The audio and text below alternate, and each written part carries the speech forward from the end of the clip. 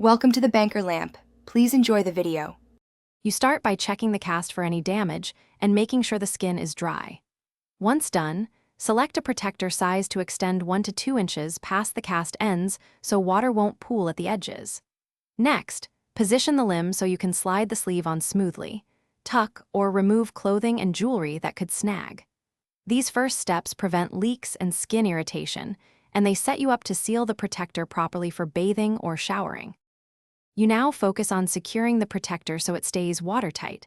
Slide the sleeve up until it fully covers the cast, keeping seams away from bony areas to reduce rubbing. Then form a snug top seal, roll the material, fold it down over itself, or fasten a strap if included. A tight but comfortable closure prevents water ingress.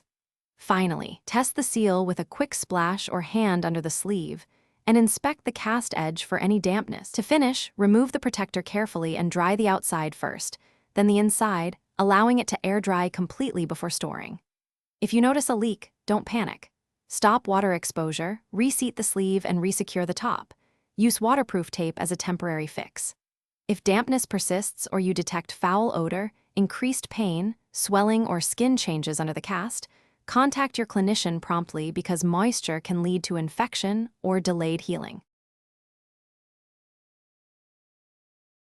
Thanks for watching. If this was helpful, leave a like and consider subscribing. See you next time.